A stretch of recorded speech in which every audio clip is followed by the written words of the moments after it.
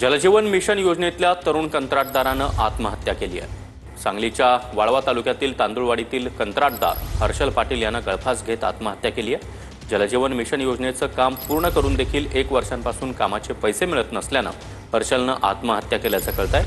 असा आरोप महाराष्ट्र राज्य कंत्राटदार महासंघाचे अध्यक्ष मिलिंद भोसले यांनी केला।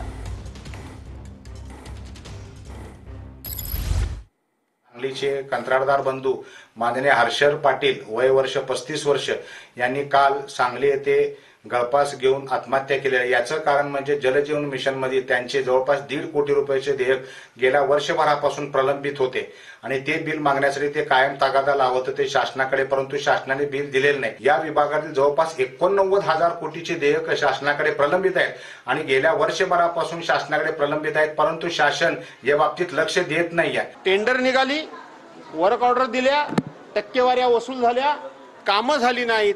आता कामं झाली नाहीत म्हणून सगळे हात वर करून मोकळे आहेत आणि म्हणून हा प्रचंड भ्रष्टाचार आहे याच्यामध्ये आणि म्हणून अशा तरुणांना आत्महत्या करायला लागतायत। हे दुर्दैव आहे। सरकारच्या तिजोरीतून आपल्याला मतं मिळण्याकरता म्हणून वारेमाप पैशाचं वाटप करून या ठिकाणी केलेला हा उघड भ्रष्टाचार आहे।